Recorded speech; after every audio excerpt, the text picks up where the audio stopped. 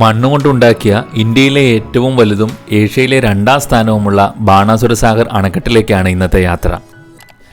എൻട്രൻസിലെത്തി ticket എടുത്ത് മുമ്പോട്ട് പോയപ്പോഴാണ് കുട്ടികളെ ആകർഷിക്കുന്നതിനായി വിവിധതരം എൻ്റർടൈൻമെൻറ്റ്സ് കണ്ടത്.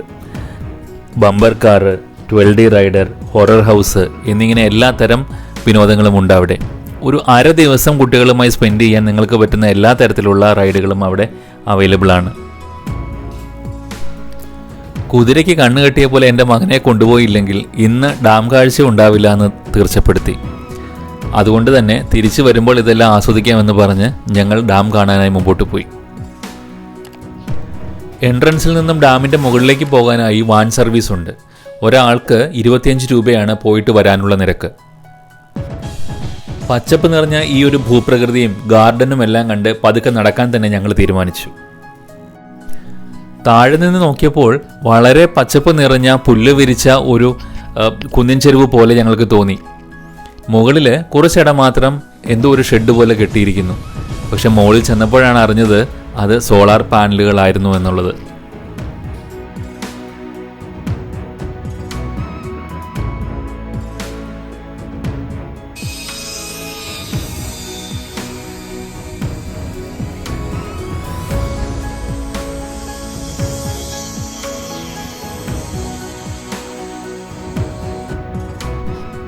വയനാട്ടിലെ മനോഹരമായ വിനോദസഞ്ചാര കേന്ദ്രമാണ് ബാണാസുര സാഗർ അണക്കെട്ട്. ശുദ്ധജലത്തിൻ്റെ വിശാലമായ ജലസംഭരണി. ഒരു ഫോട്ടോഗ്രാഫറെ സംബന്ധിച്ചിടത്തോളം ഈ ഒരു അണക്കെട്ട് ആനന്ദമാണ്. വയനാട്ടിലെ ഏറ്റവും ആകർഷകമായ സ്ഥലങ്ങളിലൊന്ന്. കബനി നദിയുടെ കൈവഴിയായ കരമനത്തോട് നദിക്ക് കുറുകെയാണ് ബാണാസുര സാഗർ അണക്കെട്ട് നിർമ്മിച്ചിരിക്കുന്നത്. അണക്കെട്ടും അതിൻ്റെ റിസർവോയറും ചെറിയ ദ്വീപുകളും ഗംഭീരമായ ഒരു കുന്നിൻ്റെ പശ്ചാത്തലത്തിൽ ശാന്തമായ ഒരു ദൃശ്യം രൂപപ്പെടുത്തുന്നു. ഇത് കണ്ണുകൾക്ക് ആകർഷകമായ ഒരു വിരുന്നാണ്.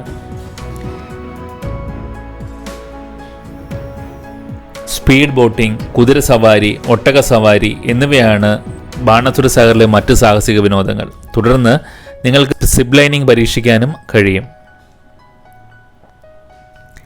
വയനാട്ടിൽ നിന്ന് 20 കിലോമീറ്റർ അകലെ ബാണാസുര മലനിരകളുടെ താഴ്വാരത്താണ് ബാണാസുര സാഗർ അണക്കെട്ട്. ജലസേചനത്തിനും കുടിവെള്ളത്തിനുമുള്ള ജലത്തിൻ്റെ ആവശ്യകത നിറവേറ്റുന്നതിനാണ് ഇത് നിർമ്മിച്ചത്. വയനാട്ടിൽ നിങ്ങൾ തീർച്ചയായും സന്ദർശിച്ചിരിക്കേണ്ട മനോഹരമായ ഒരു വിനോദസഞ്ചാര കേന്ദ്രമാണിത്.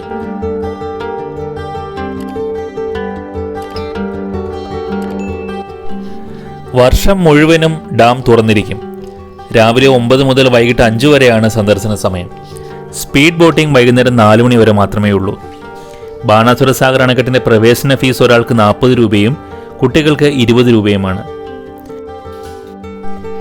നവംബർ മുതൽ ഫെബ്രുവരി വരെയുള്ള ശൈത്യകാലമാണ് ബാണാസുര സാഗർ ഡാം സന്ദർശിക്കാൻ ഏറ്റവും അനുയോജ്യമായ സമയം. ശൈത്യകാലത്ത് സന്ദർശിക്കാൻ ഏറ്റവും സുഖപ്രദമായ കാലാവസ്ഥയാണ് വയനാട്ടിലെ കാലാവസ്ഥ. ബാണാസുര സാഗർ അണക്കെട്ടിന് വയനാട്ടിൽ നിന്നും 20 കിലോമീറ്റർ ദൂരമുണ്ട്. ഏറ്റവും അടുത്തുള്ള ബസ് സ്റ്റാൻഡ് 3 കിലോമീറ്റർ അകലെയാണ് പടിഞ്ഞാറത്തറയിൽ.